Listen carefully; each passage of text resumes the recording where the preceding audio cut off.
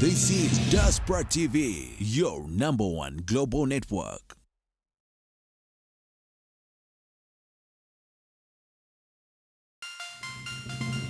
This is Diaspora TV, your #1 global network.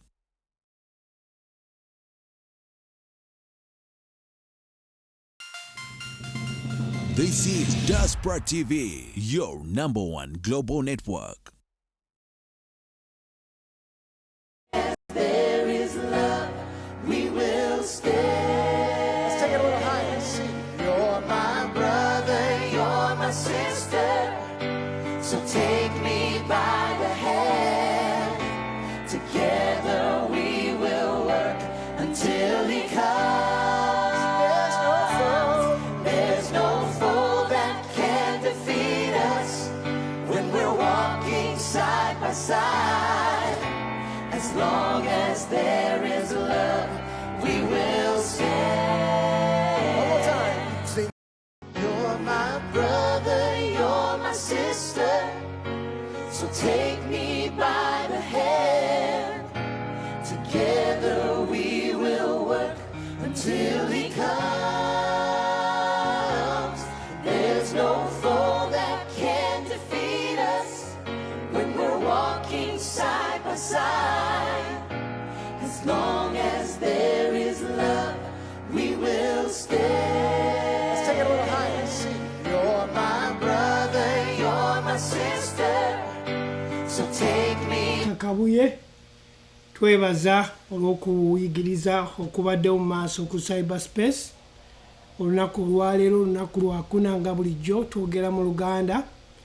Musumba Saamu naawe weebale nnyo tukuulidde n'abooluganda mwenna ababaddeko. Musumba Kabuye agambye abooluganda bangi nnyo abali ku cyberspace. Mukama abawa omukisa kubanga kino kikulu nnyo okubeera nti tuwulira ekigambo kya Katonda ate tuyiga ekigambo kya Katonda. Era nga tugenda mu session eddako mbadde nga bulijjo mbasaba muggyeyo ebitabo byammwe, bayibuli zammwe, ekkalamu zammwe, tugenda mu kuyiga. Nga bwe mbagambye nti okuyiga kintu kikulu nnyo kubanga kwe kuyimirira okutegeerako. Omuntu yenna atategedde embala ya Katonda tasobola kwetegeera era tosobola kwemanya kiki kyoli. Olwaleero tukyali ku kuyigiriza okutegeera endagaano enkadde n'empya okuyita mu Yesu Kristo kubanga mutusobola okukola kyokumutegeera. Tuli ku pate ey'omunaana gye tugendako. Kati mbadde mbasaba muggyeyo n'amasimu gammwe tugenda tusharinge eri abantu bonna basobola okuwulira ekigambo kya Katonda kubanga tuva mu kuwulira kigambo kya Katonda tulyoke tukkirize. Era mugende ku masimu gammwe musharinge ekigambo kino, subscribing, mukkirize ekigambo. Amiina. Katusharinge naffe wano nga musharinga eri abantu abalala basobola okumanya. Mbaniriza nnyo omwaka omujja tuguyingidde. Omwaka gwa kugenda kubeera nga tukola ki ng'ekigambo kibuulirwa. Guno omwaka gwa kubuulira kigambo. Amiina. Simu yange kyagaanye. Haleluya. Ekigambo kirina okugenda mu maaso nga kibuulirwa. Just want to see. Hallelujah. Okay. Ekigambo kyo kirina okukola ki okubuulirwa. Abampuliriza amanya n'eddoboozi Godfrey Sempeebwa Mubiru nga ndi ne mukyala Mubiru ku kamera era nga tuyigiriza naye olunaku olwaleero. Ekigambo kye tugendamu olunaku olwaleero okutegeera endagaano enkadde n'empya okuyita mu Kristo. Eyo ngeri yokka gy'osa ogitegeera. Kyekyo lwaki tuzze tuyigiriza okuyigiriza kuno omuntu asobola okumanya, omuntu asobola okutegeera. Bw'aba asoma bayibuli amanye nti endagaano empya kino kyekyawandiikibwa kyekyali kitegeeza n'olyoka weezuula. Amiina. Kati nga tetunatandika njagala okwebaza bonna abasumba njagala okwebaza ababuulizi b'ekigambo abeewaayo okubuulira ekigambo mu mazima n'okwagala okusomesa okutegeera nga bwe mbagambye nti okusomesa kuno kukulu nnyo. Omutwe ngubabuulidde okutegeera endagaano enkadde n'empya okuyita mu Yesu Kristo. Tusabe. Taata tukwebaza olw'akaseera kano ke tuzze mu maaso go, tuzze okutegeera n'okumanya ekigambo kyo, tuzze okubikkulirwa. Era taata buli kino omazze ku mukutu guno, aloogenze ku mukutu guno, tagenda kuddayo kyekimu nga tutunula mu byawandiikibwa, nga ebyawandiikibwa byogera gye tulife nga tetwogera eri byawandiikibwa. Tuwe okumanya, tuwe okubikkulira, amaaso gaffe gabikkulirwe. Era buli awulira ekigambo kino nga tannakkiriza, akiwulire amale akkirize oyo Yesu Kristo eyafa n'aziikibwa n'azuukirwa. Era oyo asibiddwa mu kutegeera asumululwe mu linnya Yesu Kristo omwana Katonda omulamu mwe tusabidde, buli omu n'agamba nti amiina. Abooluganda tuddayo naye olwaleero njagala obeere ng'ossaayo omwoyo ku bigambo bye tugenda okwogera, kuba mulimu ebigambo bye tugenda okwogera nga tobiwulirangako, nga gwe mulundi gwo ogusoose okubiwulira, naye njagala obeere n'omutima oguguddewo ogweggudde okuyiga. Kyekyo lwaki mbasaba okubeera n'ebitabo byammwe nti muwandiike ebintu bino wansi, muddeyo mu byawandiikibwa, musome ebyawandiikibwa nga mmwe temuteekamu ndowooza zammwe, naye nga muleka ebyawandiikibwa byogere gye muli, musobole okutegeera. Tutunuulira endagaano enkadde. Endagaano eno enkadde gye tutunuulira eri mu Kristo, naye si bitabo. Ndagaano nkadde siki? Kyekyo lwaki nkusabye ofeeyo nnyo nti endagaano eno tuzze tutambula olugendo luno nga tuyigiriza ku ndagaano enkadde, era nga tutongoza omuntu asobole okutegeera endagaano enkadde kyeri, kiki kye yali eraga, n'endagaano empya kiki kye yali eraga. Endagaano enkadde si bitabo butabo, n'endagaano empya si bitabo butabo. Endagaano enkadde yali nkolagana, amiina, eyali esinziira oba eyeesigamiddwa omuntu ky'asobola okukola okubeera ng'atuukirizibwa eri Katonda, nga alina okutuukiriza alina okukola ekintu atuukirize omutindo ogwo. Ate n'endagaano empya mutindo, naye omutindo guno gwe tuliko kati ku ndagaano empya gwe mutindo ogwa Katonda kye yakola. Mumpulirize, kye yakola okubeera nfe tusobola okutuukirizibwa, nga tusobola okutuukirizibwa. Kati ekyo kye twogerako nti kyaggwa, amiina. Eyo enjawulo eriwo. Endagaano enkadde omuntu kye yalina okukola okusobola okutuukirizibwa eri Katonda. Endagaano empya yeesigamiddwa ku ekyo Katonda kye yakola, okufa n'okuziikibwa n'okuziikirwa n'okuzuukira. Kaakati gwe bw'oba tomanya ekyo, endagaano empya n'enkadde ogenda bimikisinga, bitabula. Enjawulo eriwo wakati w'endagaano enkadde n'empya. Njagala owulirize bulungi nnyo. Emabegako bwe tubadde twogera ne tugamba nti endagaano empya yalina okunenyezebwa, endagaano enkadde yalina okunenyezebwa, ng'erina okunenya eriki? Eri omuntu. Naye endagaano empya terina kunenya. Ebigambo ebyo bye bikozesa abantu abamu abatannafuna kubikkulirwa kuno, baba tebategeera kiki kye ngezaako kwogera. Endagaano enkadde yalina okunenya, endagaano empya terina kunenya. Kati ekitegeeza nti endagaano ezebbiri tezisobola kutambula wamu. Kati okwongereza ku kyoyogera, ekigambo ekyokunenya engeri gye tugize nga tusoma endagaano enkadde, endagaano enkadde yali erina ekyokunenya. Ekyokunenya tekyali mu ndagaano, kyali eri omuntu atasobola kutuukiriza ekyo ekyamuweebwa okukola. Ensonga lwaki erina ekyokunenya, yanenyanga etya, yalaganga omuntu ekikyamu kyatalina kukola, naye nemuteerawo amateeka gw'alina okutambuliramu, naye omuntu teyatuukiriza. Ate kyetugamba nti endagaano enkadde yalinga eraga ekyokunenya, ate endagaano empya teraga kyakunenya, kubanga kyonna ekitaatuukirizibwa mu ndagaano nkadde omuntu kyataasobola kuyimirira kutuukiriza, mu ndagaano empya kituukiriziddwa ku Kristo.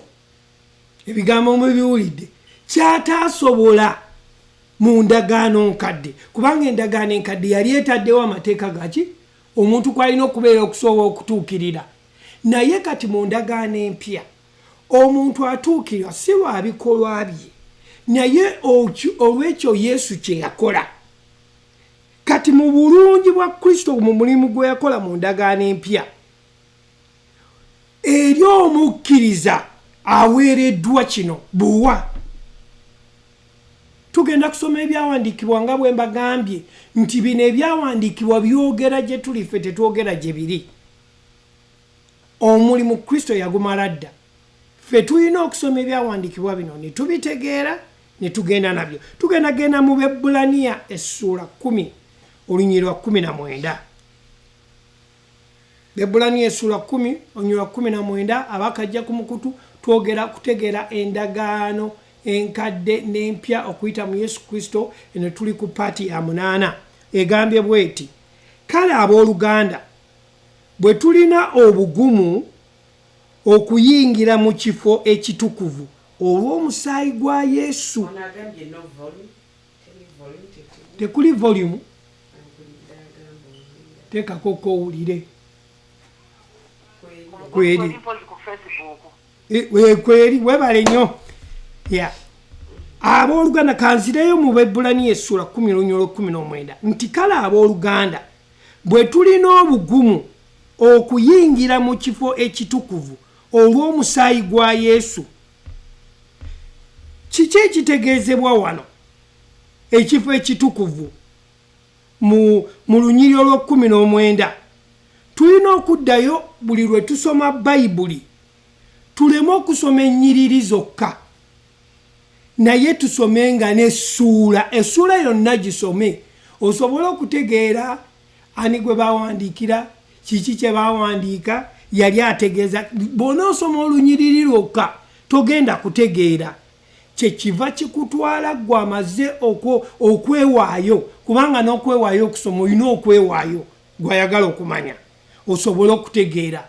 Kati nga bwe tukyeyongerayo nga twagala okwongera okunnyonnyola n'okutegeera, katugende mu Bebbulaniya essula 9 tuve ku lunyiriri olwa 22 n'olwa 23. Bebbulaniya essula 9 olunyiriri lwa 22 n'olwa 23. Era mu mateeka kubulako katono ebintu byonna okunaazibwa omusaayi, era awataaba kuyiwa musaayi tewabaawo kusonyiyibwa. Kyekyo lwaki oba otegeera endagaano empya gye yatandikira, awataaba kuyiwa ki musaayi tewabaawo kusonyiyibwa.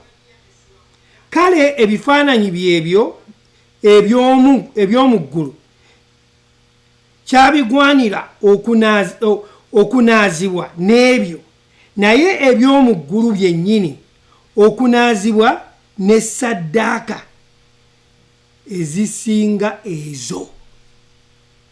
Kati nabagambye njagala mumpulirize ebigambo bye ngenda okwogera olunaku olwaleero, obeere n'omutima, oggulewo omutima oguyiga. Eggulu lyatondebwa kuba omuntu. Eggulu lyatondebwa kuba omuntu. Katonda yaliwo ng'eggulu terinabaawo ng'alitonda, kubanga ye yatonda ki? Eggulu. kubanga bwe yatondera eggulu yalina okuba nga ali bweru waki w'eggulu.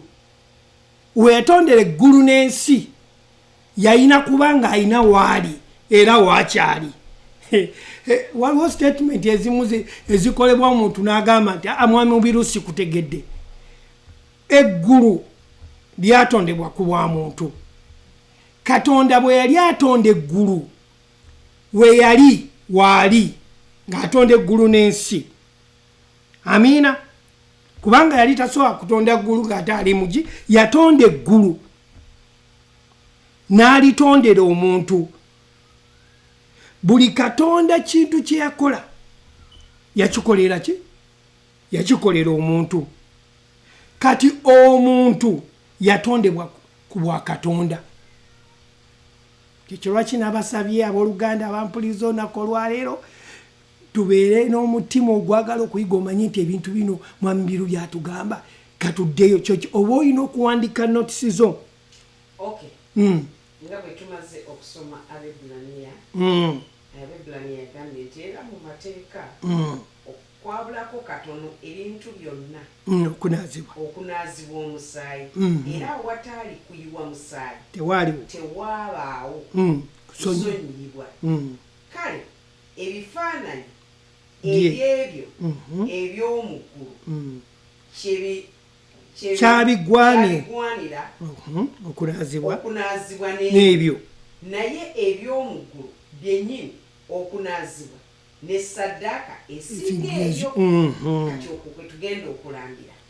Onnyonnyodde nzigumiza kubanga omuntu omu yayinza okubanga statement lwasoose ogiwulira nti opaaka tuli mu kusomesebwa tuli mu kuyiga nti eggulu lyatondebwa omuntu era Katonda yaliwo ng'eggulu lino terinnatondebwa. Ekibuuzo kiri nti Katonda yaliwa kubanga ebyandikwa bitutegeezezza nti ku lubereberye Katonda yatonda eggulu n'ensi. Ekitegeeza Katonda ali we yali okutonda eggulu n'ensi sekitegeeza eggulu lino n'ensi yatondebwa ku bwa muntu. Era buli kintu kyonna Katonda kye yakola yakikola ku bwa muntu. So kati omukkiriza alina okumanya Katonda ono gwe yakkiriza Yesu kyekitutwala okusoma ebyawandiikibwa bino ebitulaga obwa Katonda enkolagana ya Katonda n'omuntu. Kubanga wali otandise oyogedde boote nti ebitabo bino eby'endagaano enkadde n'eby'endagaano empya mu Kristo bitulaga ki?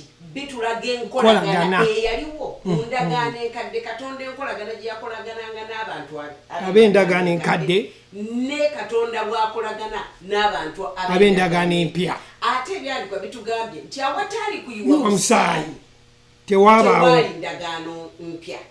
So kati ekitegeeza endagaano empya yeesigama ku kuyiwa omusaayi. Kati awo wetutambulira tugenda mu maaso. Kati mbadde nyinyonyola nti omuntu yatondebwa ku lwaki? Ku lwa Katonda. Kati ekitegeeza nti omuntu agenda kubeera ng'ali muki? Ng'ali mu nsi ng'ate ali muki? Mu ggulu. Ng'ate Katonda abeera mu muntu. Yenju ya Katonda. Omuntu yenju ya Katonda. Nagamba ebintu bino bikulu kuba bw'onoomala bitegeera ojja kuba otegedde embalayo. Obulokozi kyeki? Gy'oli. Ekitegeeza nti gwe Katonda asula mu gwe. So omuntu oba mu Luganda nkireete ntya? Omuntu kyekifo kya Katonda mwatuula. Omuntu kyekifo kya Katonda mwatuula. Gwe go housinga Katonda. Amiina. Omuntu abeera nga Katonda atuula omwo. Kyova laba agamba nti tagenda mu nnyumba etaazimbibwa naki na mikono gy'abantu. Tatuula mu nnyumba ye gwe omukkiriza. Yes. So okwogera ku kino omuntu ono tetwogera ku omuntu yenna. Twogera ku muntu eyazaalibwa omulundi ogwokubiri. Yes. Omuntu ono eyazaalibwa omulundi ogwokubiri ye muntu Katonda mwatuula. Tugenda kweyongera mu byawandiikibwa kuba ebyawandiikibwa ebyo bitubuulira ki kye tuli. Bayibulani essula 9:24.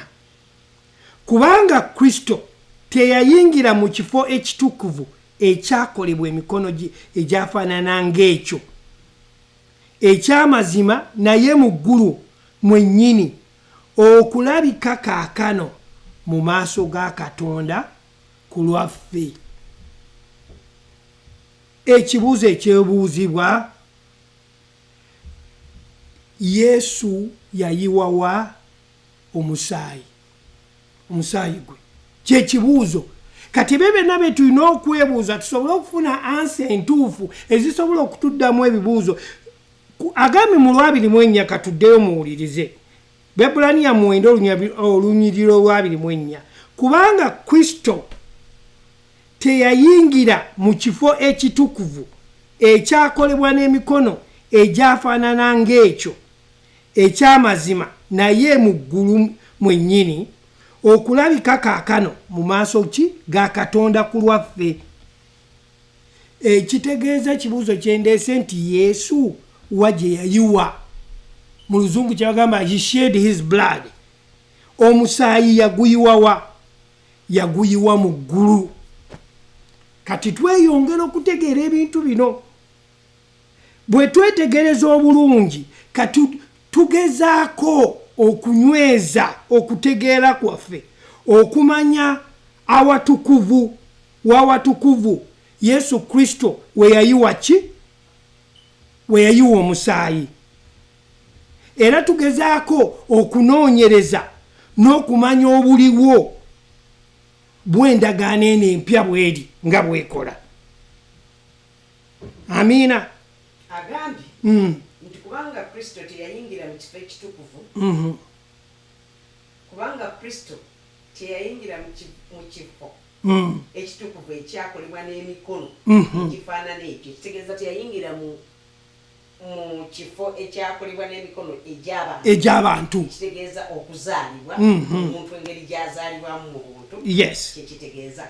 Naye kati ekibuuzo kiri nti naye ye omusaayi yaguyiwawa? Omusaayi yaguyiwa mu ggulu. Bwe tweyongera okwetegereza nga tudiringa n'ekigambo kino eky'okuyingira awatukuvu w'awatukuvu. Awatukuvu awo we yayingira, ng'era tugoberera okulaba obuliwo buno nga endagaano n'empya yasimbibwa etya? Yasimbibwa mu ggulu. Kibuuzo kiri nti yasimbibwa etya? Yasimbibwa mu ggulu. Kyali wakati wa Katonda n'omwana we Yesu Kristo. Engeri gye yakikolamu waali wakati w'omuntu n'omwana we, tekyali wakati w'omuntu naawe. Kati ekitegeeza, weebale nnyo okunnyonnyola ekintu ekyo, kati ekitegeeza nze ne Katonda tetulina ndagaano gye twakola, wabula nfe tuli ba beneficiary oba abasika b'endagaano eyo, naye nga bantu babiri abaakikola ki? Abakola endagaano mwessaali, kubanga tewali kitwala nze naawe kukola ndagaano eno, kubanga abantu bangi bagamba nti nina endagaano ne Katonda. Naye nga bw'ogenda okutegeera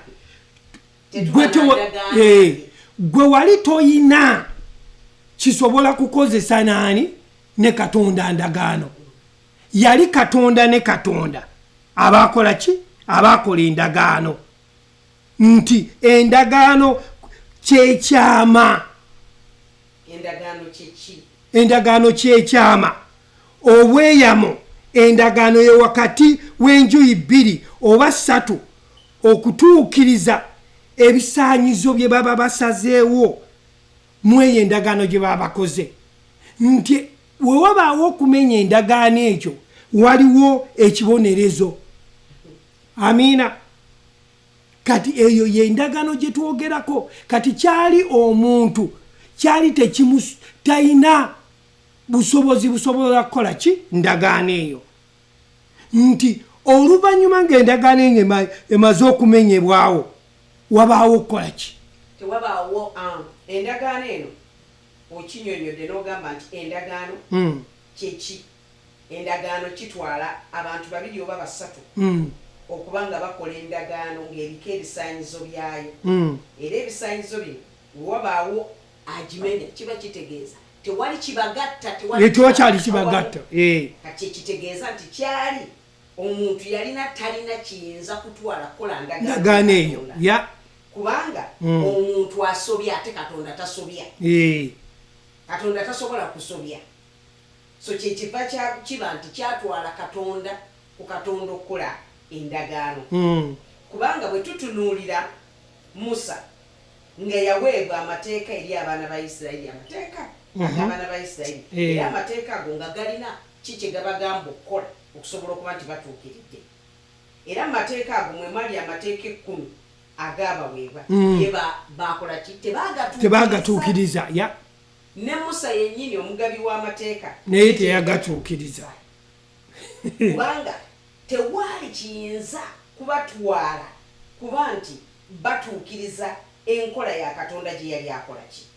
Gye yali ataddewo. Kyekyava kitwala Katonda ne Katonda okukola endagaano eno etasobola kujjulukuka. Era nga Katonda talimba era nga talirimba.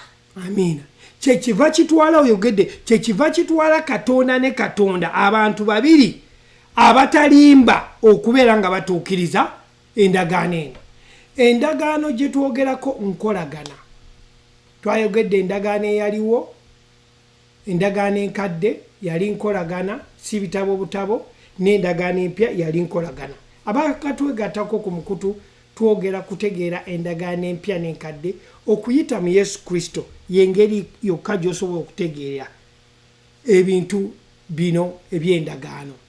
Nti endagaano zino ebbiri, emu yali eraga nga kisiikirize, endala ng'etuukiriza. Tugambye nti endagaano zino, endagaano yakolebwa Katonda ne Katonda okusobola okutuukirira. Amiina.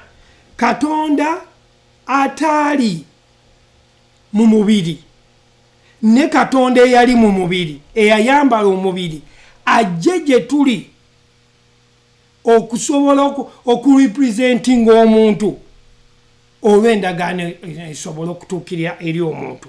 Ffe tusobole okubeera abasika b'endagaano eyo.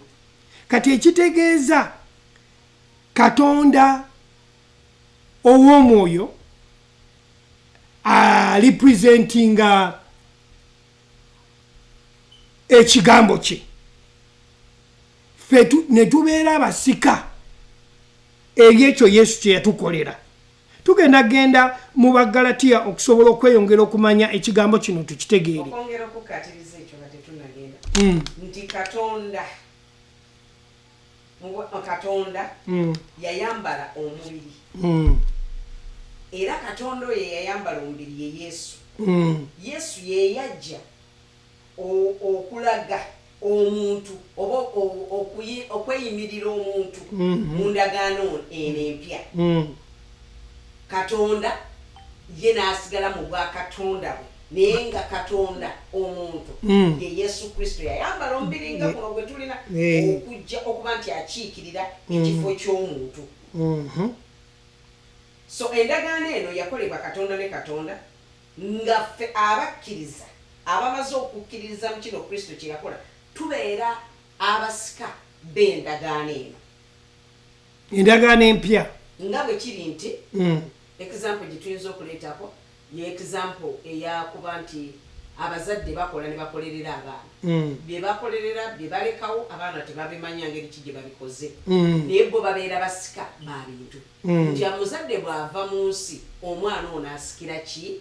asikira ebintu nebyatategedde byatakolerera byatamanya ngeri kijje byakolebwamu kati bwekityo bwekiri nti naffe eno mu bwo bwa katonda yayambala omubiri oyo omuntu eya katonda yayambala omubiri ku nsi kuno bamuyitanga Yesu Kristo kati oyo ye yayambala omubiri okupresentinga omuntu okukola endagaano katonda ne katonda kubanga ffe twali tekirina kitutwalira kuyimirira kubanga twali tetusobola kutuukiriza ekyo ensonga lwaki katonda yayambala omubiri okujja okupresentinga omuntu mu mubiri kati ovalaba endagaano yagikola ye naye kubanga ye talimba amina ebintu bino kati ekyo kyetuyigako olwaleero omanye nti gwe tolina ndagaano na katonda naye katonda yakola endagaano naye yeyeerayirira ye yennyini mwena atuukirize so kati gwe kyokola kwe kukkiririza mu ekyo kye yakola okuyita mu Kristo okusobola okuba nti obwebu obutuukirivu era bw'oddeyo okusoma ebyawandiikibwa bikulaga nti katonda bwe yayagala ensi n'okuwaayo teyayagala kanisa n'okuwaayo n'awaayo omwana we omu yekka buli amukkiriza n'obulamu obutaggwaawo kitegeeza teyayagala kanisa omuntu amala kukkiriza n'alyoka afuuka ekkanisa ya katonda naye okwagala yagadde ensi yonna era oluggi lukyali luggule olw'ensi okuyingira mu bwakabaka bwa katonda. Haleluya. Tweyongereyo tubadde tugenda mu kyawandiikibwa ekiri mu Bagalatiya essula 3 onyole 16 olina okuwandiika ebyawandiikibwa bino oddeyo bisome. Bagalatiya essula 3 onyole 16 kaakano ebyo ebyasuubizibwa byagambibwa Ibulayimu n'omwana we naye teyayogera nti n'eri abaana abangi naye eri omu nga mwana we oyo ye Kristo. Amina. Ayogedde atya nti omwana seri abaana abangi oyo ye mwana Yesu Kristo. Kati ekitegeeza nti Yesu Kristo ye yali ensigo eri Ibulayimu. Yesu Kristo ye yali ensigo. Okukyeyongera Matayo akyogera bulungi nnyo. Tugendeko Matayo 26 olunyolo 28 tweyongere okukitegeera. Matayo 26 olunyolo 28 kubanga kino gwe musaayi gwange ogw'endagaano ogwayika ku lw'abangi olw'okugyawo ebibi. Yayiwa omusaayi kubanga guno gwe musaayi gwange. Omusaayi gwe yayiwa yaguyiwawa mu ggulu. Omusaayi teyaguyiwa ku nsi. Ebigambo bino njagala biwulirize bulungi. Omusaayi teyaguyiwawa ku nsi. Omusaayi teyaguyiwa mu lusuku olw'egese semina teyaguyiwa eyo. Omusaayi teyaguyiwa mu lusuku semina. Yeah. Era tegwayika Gologoosa. No. Wabula endagaano eno empya y'endagaano ey'okuyiwa omusaayi ogwa Yesu mu ggulu. So kati tulina endagaano enkadde. Endagaano enkadde y'ensi ate endagaano empya ye ggulu. Kubanga Matayo atugambye nti kubanga ku kino gwe musaayi kino gwe musaayi gwange ogw'endagaano oguyika ku lw'abangi olw'okuggyibwawo ebibi. Kati tumaze okukola ki okulaba omusaayi gwayikawa. Omusaayi gwayika mu ggulu. Kyetuva tubeera nga tulina okuba n'okutu okuwuliriza obulungi era okwagala okuyiga n'okutegeera nti omusaayi tegwayika ku nsi kuno. Omusaayi tegwayika mu lusuku Gesemane ate era tegwayika e Gologoosa. Era tulabye nti endagaano empya y'endagaano ey'okuyiwa omusaayi eya Yesu mu ggulu. Nti endagaano eno enkadde y'ensi ate endagaano empya ye ggulu. Kati awo bwe tweyongerayo mu Bebulaniya essula 8 n'olunyiriro 10:12 tweyongereyo tukya kubanga eno y'endagaano gye ndiragaana n'ennyumba ya Isirayiri oluvannyuma lw'ennaku ziri bw'ayogera Mukama. Nditeeka amateeka gange ku magezi gaabwe era ne ku mitima gyabwe ndigawandiika nange ndigawandiika nange naabeeranga Katonda gye bali nabo banaabeeranga abantu gye ndi. Olw'11 so buli muntu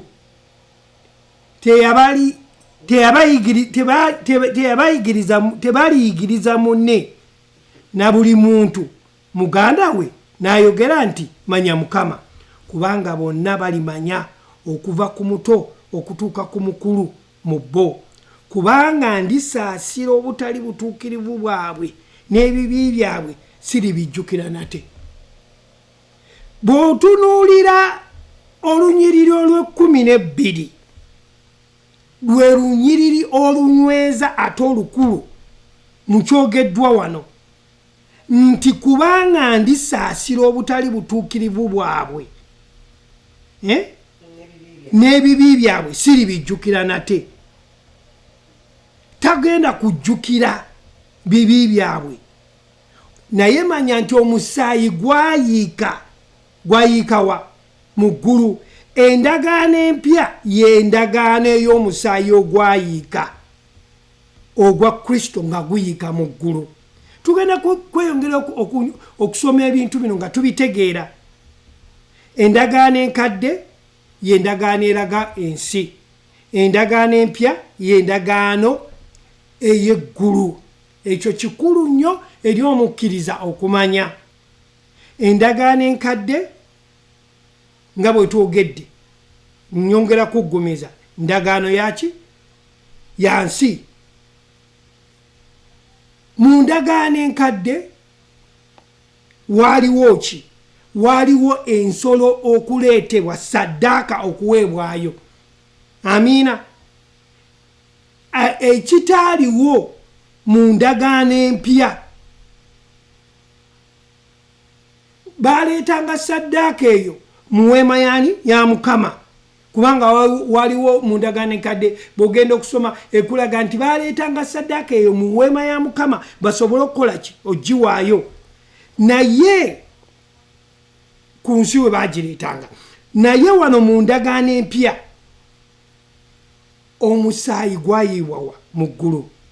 Ekitegeeza nti omusaayi oguyiika mu ggulu si gwa nsolo. Amiina. Omusaayi si gwe gulinga ogwali mu ndagaano enkadde gwe baatwalanga mu weema ne guyiibwa ne gumansibwa.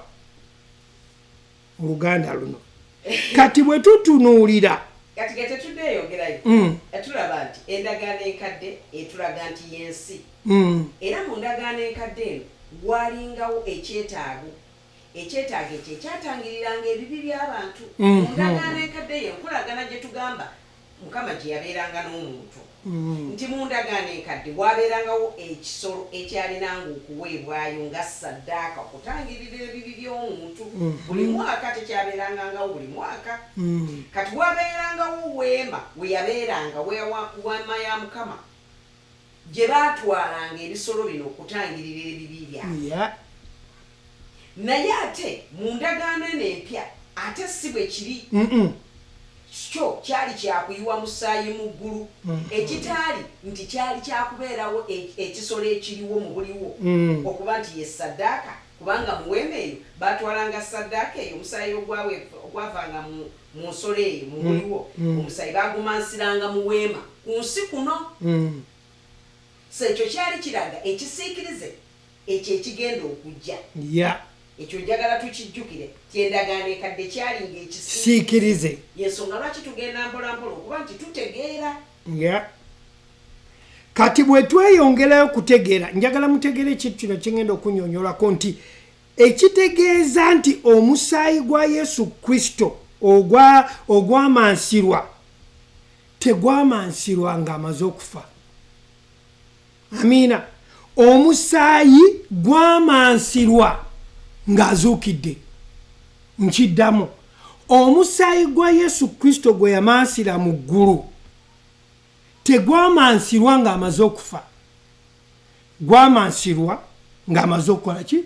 Okuzuukira. Tulabye nti endagaano enkadde kyali kisiikirize era bwe tweyongera okutunuulira tulaba nti abaana ba Isirayiri baleetanga ensolo y'okutta ensolo eno gye baleetanga okutta kabona omukulu ye yakola ki yatwalanga omusaayi n'agutwala watukuvu okuba nti amansira omusaayi era nga bwe bwali obuvunaanyizibwa bwa kabona omukulu okumansira omusaayi guno era ensolo eno yalinanga okuttibwa ekyo bwe kyalinganga okugenda awatukuvu ng'omukabona omukulu yakikola naye ekyo kyekyali ekiraga kyekigenda okubeerawo mu ndagaano enkadde kyali kisiikirize nga bulijjo bwe twogera kati ekitegeeza nti ne mu ndagaano empya tulina kabona affe omukulu ye Yesu Kristo yeyagenda okumansira omusaayi ogwo omusaayi we yagutwala kabona yagutwala n'agumansirawa n'agumansira mu ggulu saagala weerabire nti eggulu baalikola ku lwaki ku bw'omuntu n'omuntu yakolebwa ku waki ku bw'obwa Katonda okwongereza ku ekyo nti Yesu okumansira kw'omusaayi kwali ng'amaze okuzuukira era bwe yamala okuzuukira njagala tujjukire olwo lwe yafuuka kabona asinga obukulu kubanga kyamutwala okutwala omusaayi guno okuguwaayo mu ggulu so saagala ate twerabire kyetubadde tujja tuyiga nti eggulu n'ensi byakolebwa ku bw'omuntu eggulu n'ensi byakolebwa ku bw'omuntu kyevudde nti bwe tuba tusoma ebyawandiikibwa bino tulina okufaayo nnyo tusobole okutegeera omusaayi gwayiibwa muki mu ggulu kyovudde ogamba luli olunyiriri lwe twasomye olw'Abebbulaniya nti lukulu nnyo olwo olukola statement ey'amakulu nti ndisaasira obutali butuukirivu bwabwe n'ebibi byabwe siribijjukira nate amiina ndisaasira obutali butuukirivu bwabwe n'ebibi byabwe siribijjukira nate njagala kati tweyongere mu Bebbulaniya 8:13 tweyongere okumanya Bebbulaniya 8:13 agambye bw'ayogera nti endagaano empya ey'olubereberye eba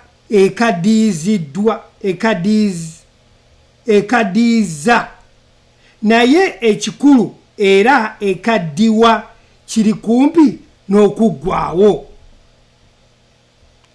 kati ekitegeeza nti endagaano enkadde tesobola kubeera ng'etambula wamu n'endagaano empya ng'ogisoma okusinziira ku byawandiikibwa betusomye bw'osoma bulungi Bebbulaniya 8:13 bw'ayogera nti endagaano empya ey'olubereberye webali nnyo egikaddiyiza ekikaddiwa kiri kumpi kuggwaawo webali nnyo ekitegeeza tetambulira wamu nayo kubanga tujjukire nti endagaano enkadde kisiikirize ekiraga ekigenda okujja yensonga lwaki tosobola gitambuliza wamu kubanga kiri kiraga bulazi ate n'endagaano empya etuukirizibwa mu Kristo naye kyenjagala abatuuliriza bamanye kiba tekitegeeza nti ndagaano enkadde ikoze eki mu kusoma endagaano enkadde tugyetaaga kubanga etulaga ki ekyaliwo ate endagaano empya etulaga ki ekituukirizibwa kati okusoma kuno kwonna n'okuleeta okunnyonnyola kuno kukuwa okutegeera n'okumanya kiki ng'oba osoma endagaano enkadde n'empya nti ogenda n'onoonya kiki ekyaliwo n'ojja kati mu ndagaano empya okumanya kiki ekigenda mu maaso kubanga endagaano empya eteekeddwawo naye kyekitegeeza nti eringa replacement kubanga endagaano enkadde kisiikirize eky'endagaano empya oba apoyinta eraga oba ekipande ekiraga kyekigenda okukolebwa kati bwe kiba nga kipande ekiraga ekyo ekigenda okukolebwa kati ono kino ekiraga nti kigenda kukolebwa kituuse kiba kitegeeza nti ate teri tetuddayo kubeera nga ate tukola enkola yaayo. Kiringa luli bwe twawa example ne tugamba bwe njogera nti mukyala Mubiru nkuweereza ebbaluwa ngenda kuwasa nembeera ng'ofuna ebbaluwa zonna ate bwe mmala okujja tosigala ng'oli muki mu bbaluwa z'osoma. Kati kyetugezaako okunnyonnyola wano nti kati Kristo yajja endagaano enkadde yali eraga Kristo nti agenda okujja okutufiirira okutuggyako ebibi era ng'ategeeza kiki kimuleeta engeri ki gy'agenda okukikolamu kwe kufa n'okuziikibwa n'ekitiibwa ekigoberera. Amiina. Ebyo bye byali mu ndagaano enkadde ebiraga Kristo kyagenda okukola. Kati Kristo bw'amaze okujja bwe tuddayo okusoma mu ndagaano enkadde tuddayo just as a referral not as ntino gwe mulamwa tulina okubeerako. Enkolagana gye yakolagana nabo yali nkolagana eraga ki kubanga yali Katonda atambula okununula omuntu. Amiina. Kakati endagaano enkadde gyenvuddewo obulokozi bwaffe weebali nnyo paka ate kati wano we tuli we tumaze okununulibwa. Amiina. Tugendeko mu Bakoliiso ekyokubiri essula 3 olunywa olwokusatu tweyongera kumanya nga mulabisibwa kuba ebbaluwa ya Kristo ffe gye twamuweererezaamu etaawandiikibwa na bwino wabula omwoyo gwa Katonda omulamu si ku bipande eby'amayinja wabula ku bipande gy'emitima gy'omubiri. Njagala weetegereze wano agambye nti endagaano enkadde yawandiikibwa ki ku mayinja. Endagaano empya yawandiikibwa ku mitima gyaki gy'abantu kuli kwe yawandiikibwa. Endagaano empya gwe mulimu gwa Kristo ogwaggwa eri omusaayi gwe yayiwa. Agambye wano nti etaawandiikibwa na bwino wabula omwoyo gwa Katonda omulamu. Si na bwino si ku bipande eby'amayinja wabula ku bipande gy'emitima gy'omubiri.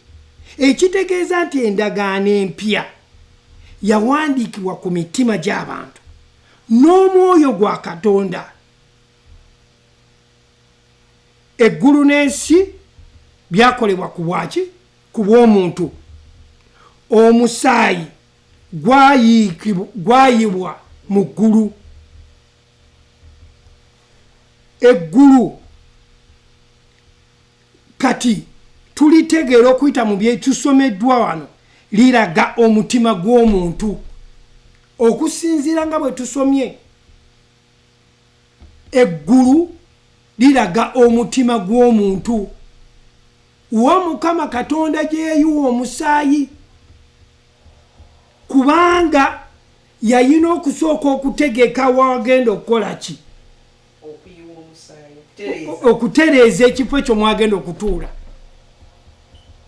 Bino ebintu bikulu nnyo ate byetaaga omuntu okuwaayo omutima kubanga bw'aba asobole okubitegeera. Bw'otobitegeere tojja bitegeera. Naye okwekusaba kwaffe nti amaaso go gaggulibwe ekitangaala kya Kristo kibeere nga kikumulisiza okutegeera ebyawandiikibwa otegeera obulokozi bwo bwe bufaanana era ne gye buva ne kikyoli era ne Kristo kye yakola okuyitamu ggwe nti eggulu liraga okusinziira ku bye tuva okusoma nti endagaano enkadde yawandiikibwa mu mitima gy'abantu newandiikibwa n'omwoyo wa Katonda. Era eggulu n'ensi byakolebwa ku bw'omuntu era omusaayi gwayika mu ggulu. Eggulu gwe mutima gw'omuntu era yendagaano enkadde we yawandiikibwa mu mutima gw'omuntu. Bwe tugeri gye tuvudde gye tusomye etulaga kino kye tukomekkereza kati nti endagaano nti omusaayi ogwayika gwamansirwa era kino kyekitubadde tuzimba oba endagaano empya kyezimba mu mutima gy'abantu abamaze okukkiriza. Agambye nti ngenda kubateekerateekera ebifo. Kati gw'omuntu olina okumanya buli lwotategeera, this is an emphasis because tuli mu Luganda, buli lwotamanya kiki kyoli. Tweyongereyo Bakolisi ekyokubiri essula 3 olunyiriro olwokutaano n'olwomukaaga. Si kubanga ffe tulina obuyinza okulowooza ekigambo kyonna nga kiva gye tuli, naye obuyinza bwaffe buvaawa eri Katonda era eyatuyinzisa ng'abaweereza b'endagaano empya. Si baweereza bannyukuta wabula ab'omwoyo, kubanga ennyukuta etta naye omwoyo guleeta obulamu. Ekitegeeza nti endagaano empya obuweereza bwa bulamu, bwe buweereza obw'omwoyo.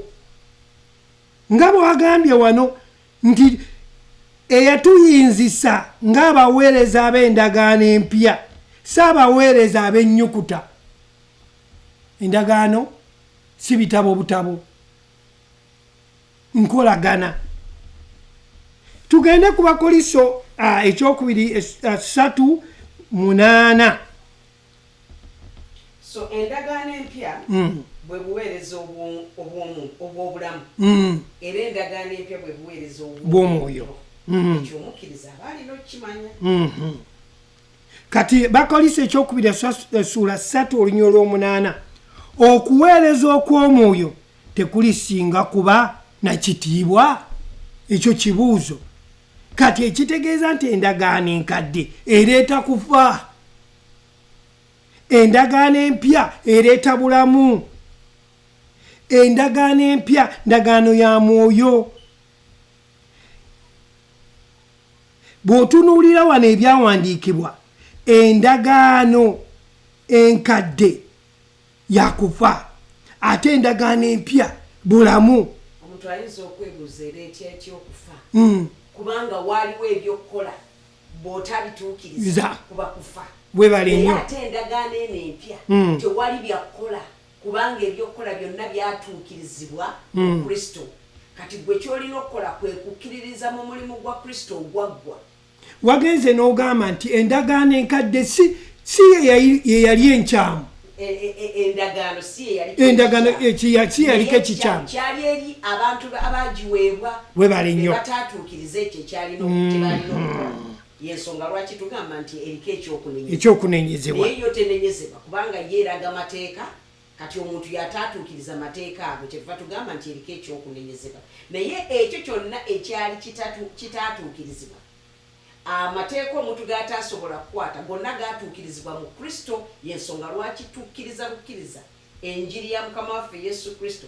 Olwo nno ne tulyoka tuweebwa omwoyo y'oyo atuula mu ffe. Kyekyo ekifo ekitakolebwa mikono gy'abantu, gy'emitima gyaffe. Omwo mwatuula, ffe eggulu lye mwatuula. Amiina. Era bwe weetegereza obulungi wano okusinziira ku byawandiikibwa, ekitegeeza nti endagaano empya ejja n'obubaka obw'okubeera nti twaddizibwa ki bujja. Endagaano empya ekuwa obulamu. Endagaano empya si yakukyusa. Kati ebiseera ebisinga abakkiriza omubiri gwa Kristo tulowooza okukyuka kwe kukyusa ebikolwa. Otyo nti kati oyo yakyuka ebikolwa bye byakyuka. Nedda, endagaano empya kitonde kijja. Kitonde kijja, kika kipya, lulyo olupya. Okitegeera? Naye emirundi egisinga tulowooza nti morals nti nina okweyisa obulungi. Endagaano empya bwe bubaka obutuzza obujja. Bwe bali nnyo obubaka obutuzza obujja obutufuula omuntu omujja.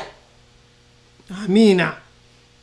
Yensonga lwaki ebintu byonna bye tusomesezza olwaleero tugambye nti Yesu yazuukira mu bafu era omusaayi yaguyiwa mu ggulu. Amiina. Ogwo gwe yamansira.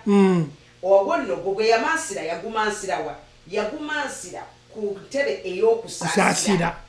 entebe ey'okusaasira eyo lyeggulu n'ensi eryakolebwa omuntu nkiddamu nti byonna ebyakolebwa ku bw'omuntu nkiddamu nti Yesu yazuukira okuva mu bafu n'ayiwa omusaayi guno mu ggulu ekyo ekitwala okuba nti yamansira omusaayi omusaayi guno gwamansirwa ku ntebe ey'okusaasira entebe ey'okusaasira lyeggulu n'ensi eryakolebwa ku bw'omuntu.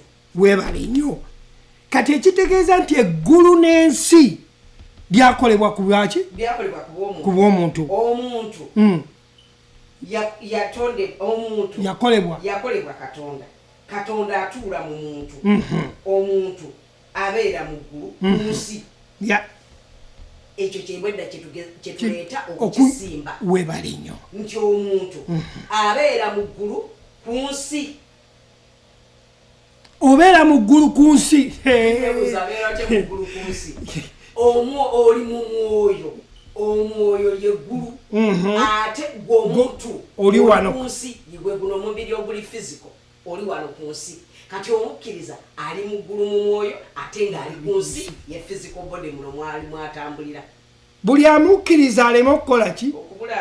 N'olemu obutaggwaawo. Obulamu obutaggwaawo buli munda mu ggwe lyeggulu. Tobulinda ng'ofudde kubikkulirwa kubanga omulimu guno ogwa Kristo ogwaggwa omuntu kati alina access etuuka eri Katonda nga tewali kintu kyonna kimuziyiza wadde ekimugaana okutuuka eri Katonda. Kyava asaba n'okusaba okw'obuvumu kubanga Yesu amaze okukikola. Bino tebiriiko formula nti olina kumala step 10 okukola bw'oti, olina kusiba nnaku 40 osobola okukola bw'oti. Nedda kitwala kutegeera ki Kristo kye yakola ekyokufa n'okuzuukira nga bwe tubadde tujja tunnyonnyola omusaayi guno engeri gye gwayika wa gye gwayika. Kitwala muntu kutegeera kyo kyava kimutwala okuba n'obuvumu ng'asaba n'obuvumu obw'okufellowshippinga wamu ne Katonda. Weebale nnyo nti bw'oyimirira okusaba tobaamu na kwesalira musango, tobaamu na kutya oba oyogera eri taatawo, tobaako na kuteekawo bukwakkulizo nti nina kati okuzuukuka ku ssaawa 12 olw'okuba kino ssaawa 12 abalabe baba bakozewe bati. Tobaako na bukwakkulizo, gwe omanyi nti oli mu Yesu Kristo, oli mu Katonda. Kati gw'olina kumanya nkola ya Katonda emu eri mu bulokozi n'olyoka otambulira mu nkola eyo. Otambulira mu nkola eyo n'okumanya oba muwanguzi.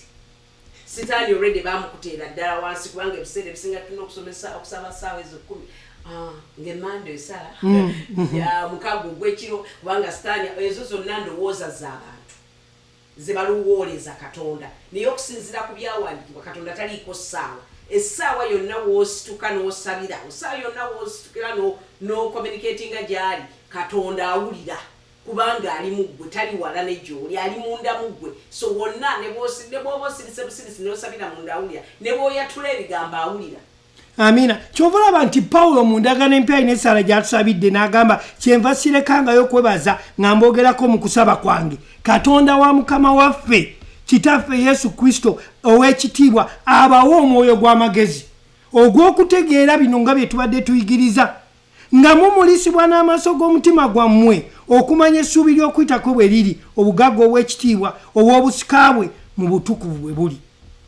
Eno ssaala yakufuna kutegeera bintu nga bino, okufuna okubikkulirwa nti amaaso gammwe gafuna okukola ki?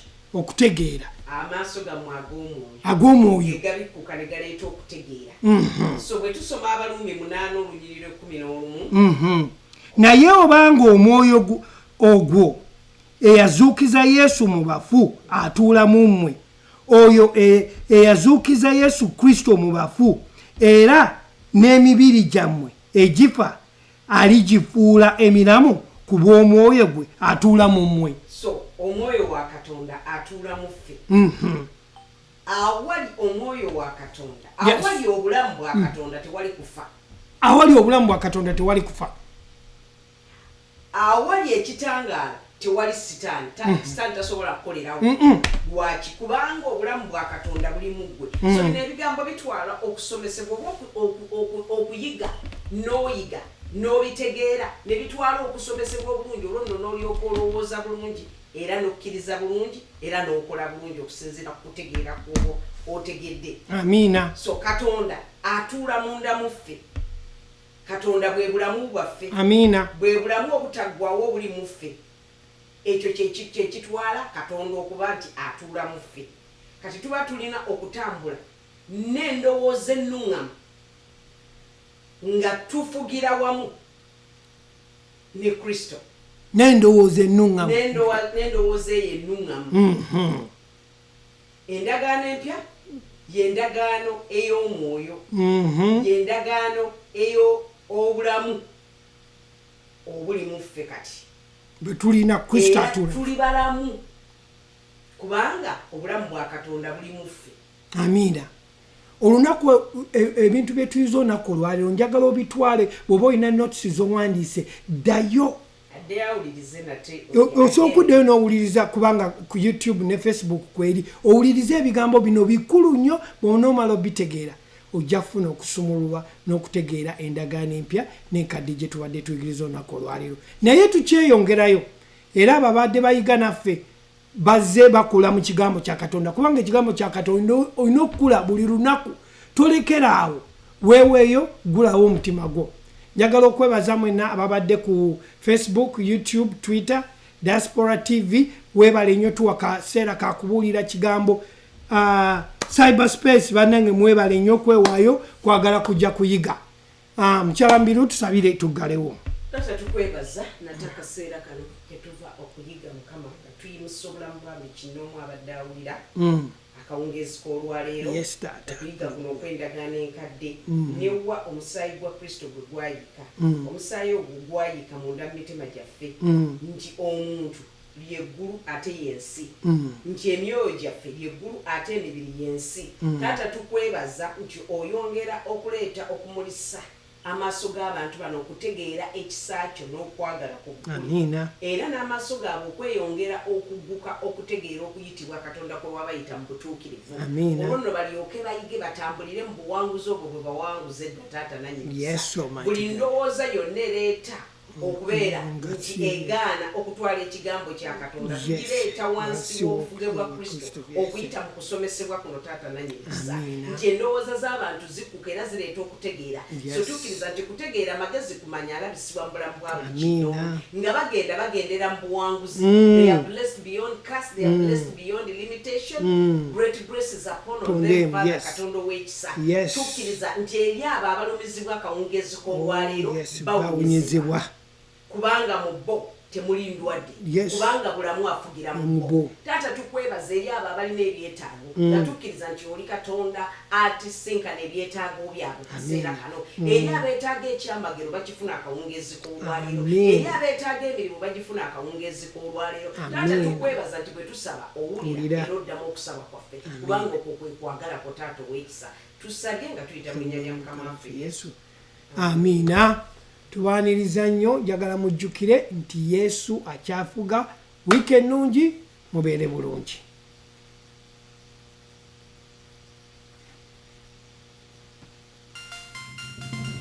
This is Diaspora TV, your #1 global network.